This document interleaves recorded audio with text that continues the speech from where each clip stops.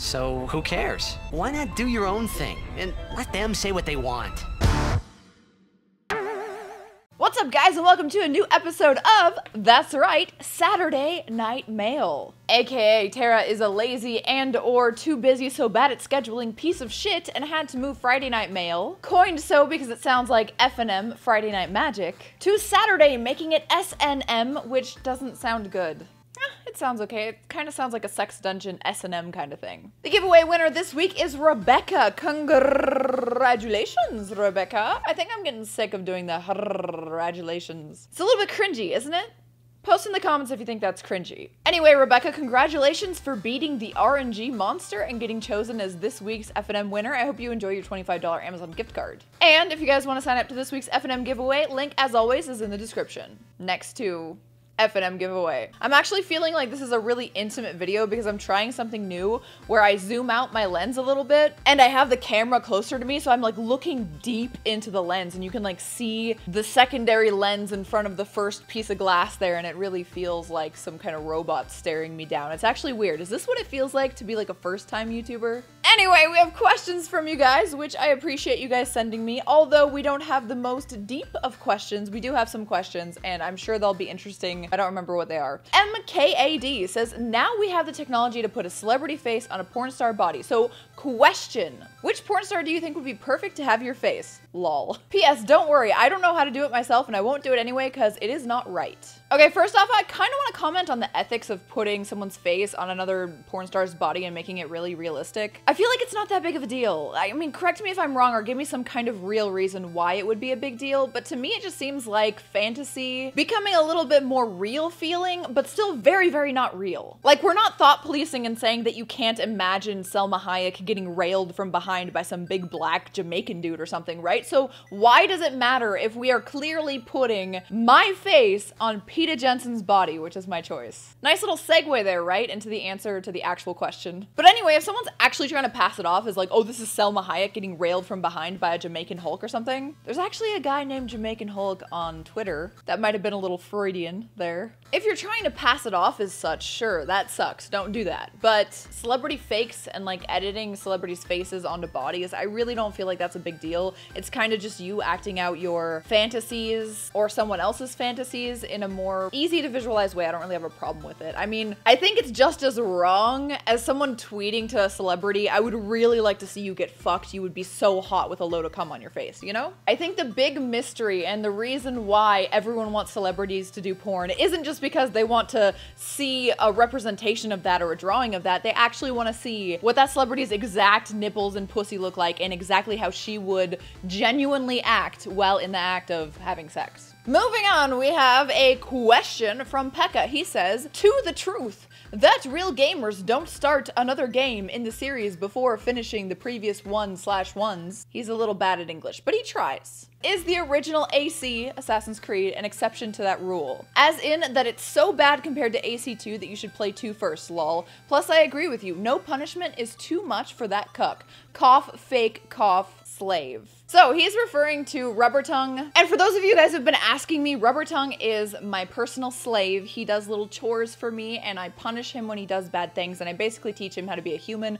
because he's not very good at it himself. It's kind of like a sub-dom relationship, but a consensual one, of course. He's pretty much the only one I have seriously. I've had a few others in the past, and that fetish is, as I said, completely consensual, and it's just a fetish that guys have. And now I would consider Rubber Tongue probably one of my closest people, one of the people that I trust the most, basically because he's afraid of me. Anyway, so he has a problem with playing second iterations of games, and we have this setup where every month he's allowed to buy one game rather than give all of his money to me. And he always tries to choose sequels, like 6th sequels. Like this month he's trying to play God of War when he hasn't finished the other God of Wars. Like, as my favorite franchise, I am not letting him do that. But anyway, so Pekka's asking if it's okay to skip AC1. I played AC1 when it first came out, when it was like a magical, mystical, amazing thing to me, and it was like my favorite franchise franchise right off the bat. But yes, it is true. It's much, much worse than every other game in the AC franchise. It's like super fucking repetitive and kind of weird and boring at times, but it was so revolutionary when it came out that you didn't even notice it. I think at the point of playing Brotherhood and going back and playing AC and realizing how bad it was, I had just been spoiled by how amazing Assassin's Creed had become. So I would say no, even though it might be kind of painful to get through an older game. Like, a lot of people say that, like, how can you play the older retro games? When I do play retro games, I can't even fathom not playing the first games. And I think every Assassin's Creed game has little nuances and little bits of backstory and history and stuff where it's super important to play all of them, even if it's not the best one. I mean, you don't have to like collect all the feathers or whatever the fuck was in that one. Just get through the story, do the interesting parts, but fucking play it first. All of the Assassin's Creeds are tied in with like backstory and history, and there's little tidbits that you won't catch on to, which I guess a lot of people don't catch on to anyway. Even if they have played all of them, they might like forget or not really catch on to it. I know that happens with Jay a lot. But no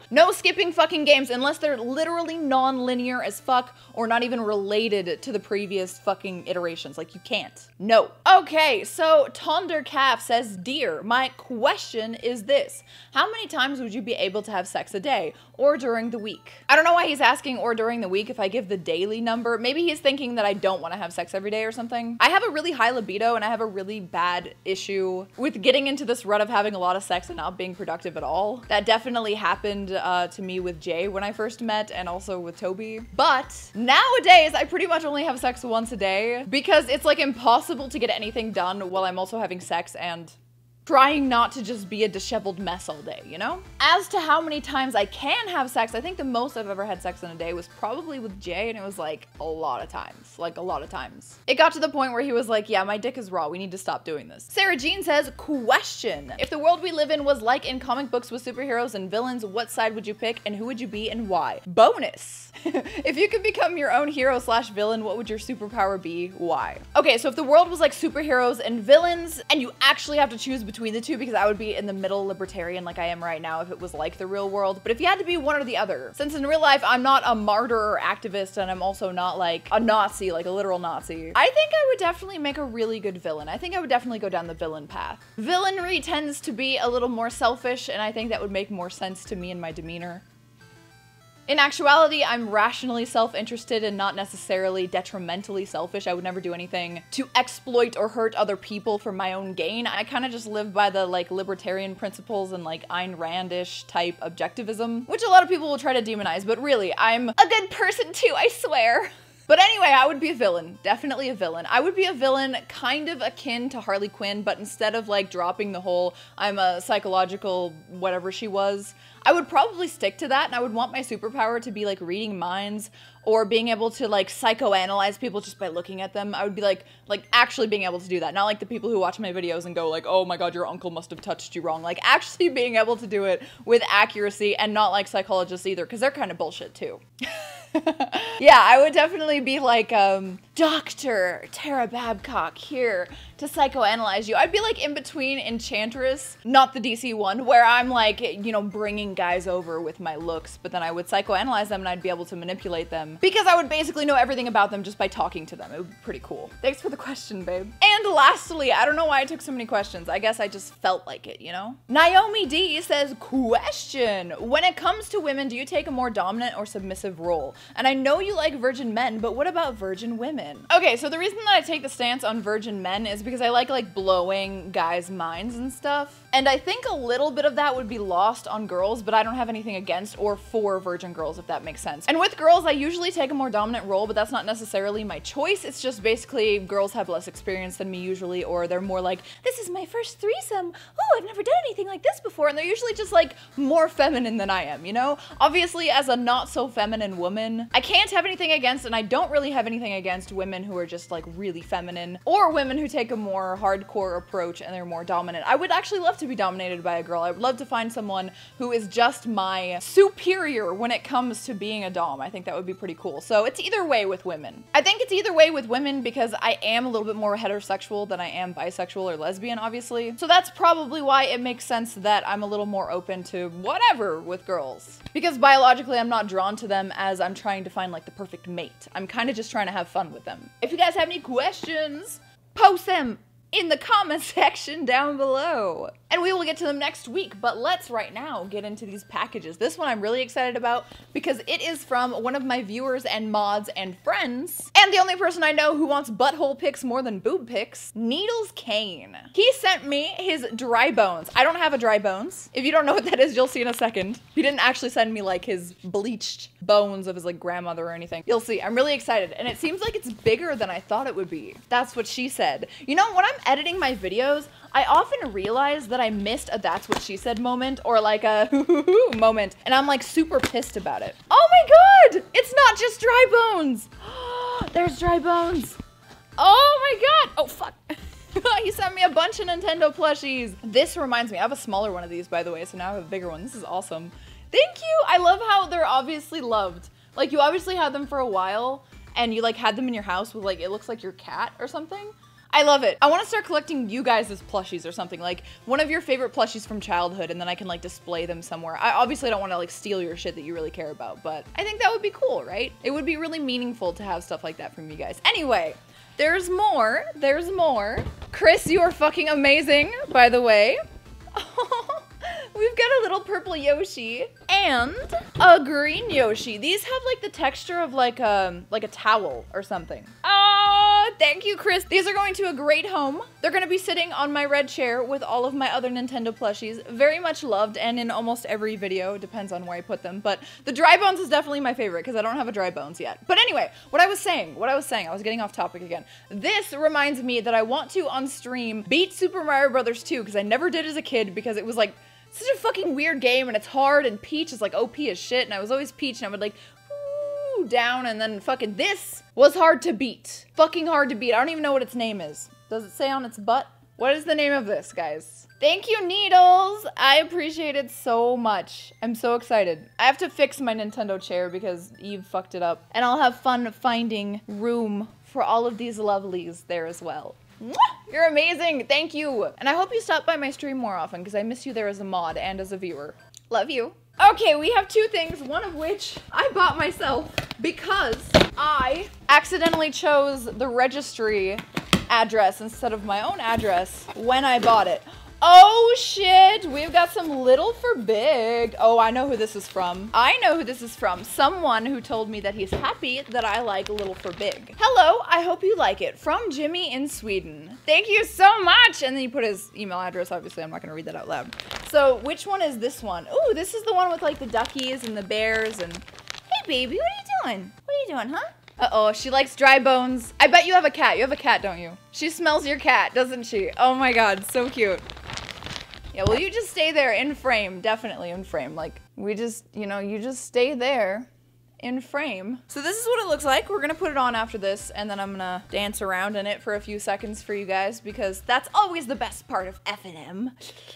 But yeah, I love these. I don't know, onesies are just my thing. And if I can get some fucking cutesy-ass onesies... No, why are you pushing? She's pushing my camera away. Don't push my camera away, baby. Ah. Okay, so this is what I bought myself. I bought a controller holder that looks like Ryu, but cuter. Cuter as in like chibier, not like, ooh, he's hotter. It holds a controller, it holds an iPhone or whatever, and it comes with like cables and stuff, which is really cool. But I also bought one that is Sonic. Oh, Sonic. Does his arms move up and down? Yeah, his arms move up and down to like be the perfect height or whatever. I'm gonna use these to hold my various controllers that I use, my PS3 and 4 controllers, and my Xbox One controller that I use on my PC over at my streaming area, so I don't have to just like have it fall off because Eve pushes it over, or like it just looks really bad that it's just like laying there with the cord all sprawled out. But anyway, I will insert some footage of me using it in my setup. I'm also, and keep this on the down low because I haven't gotten them yet, but I'm also getting a new Controller Chaos Tara Babcock controller, a replacement for the one that I already have, and one with a totally new design that looks really cool, and it's Tara Babcock merch inspired. Speaking of which, if you guys want 10% off my merch, link will be in the description down below. I will put this pillow as the pillow of the video because, you know, I'm like, oh, this video was sponsored by some of my merch. Which just means I don't have sponsors because I'm not friendly enough in agreeableness or in content creation to have a lot of sponsors. I love you, Adam and Eve. I will post the link to Controller Chaos's Tara Babcock controller that already exists down in the comment section. Description, I mean. And it actually feels like it's an officially licensed controller. You know when you get like the off-brand or the third-party controllers and it starts like feeling like shit? Good job, Tara! Good job for getting me cool stuff. I don't know why this is like this. Why wouldn't he be toward the front of this packaging? Like something about the pathing of this packaging is just like giving me AIDS. I don't know why. But this is really cool. He's so much bigger than Ryu. It's weird, isn't he? Oh, maybe he's the same size. The box is just bigger. This is really weird. I don't know. But I had to get these when I saw these and they were back ordered and I'm like, yes, yes. Yes. All right, guys, let's put on this onesie and get this edited because I have Pink Floyd amount of time before this has to be up. I love you guys so much. Thank you for watching. Like the video and subscribe to the channel if you enjoyed. You can click that little bell if you want to kind of get more notifications than you do now, which is probably close to 0 because YouTube hates me and people like me. But that's okay because I still love them. Even if they take me off of the partner program on both channels, I still appreciate having a platform to upload to. It's just kind of, you know, sucky that it's not an impartial platform like it promises to be. And instead over-reinforces their terms of service in order to push a political agenda and change over to mainstream TV, even though mainstream TV is dying to things like YouTube. Whatever. I love you guys, and I love you guys over there at YouTube. One day you'll grow to love me.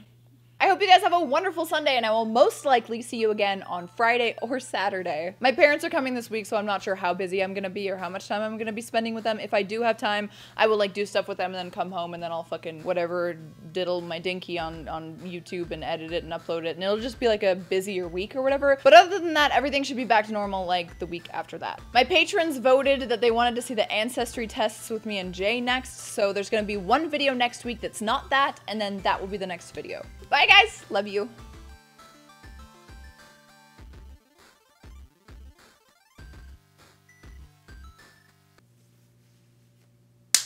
Thank you, Jimmy, and thank you, Chris.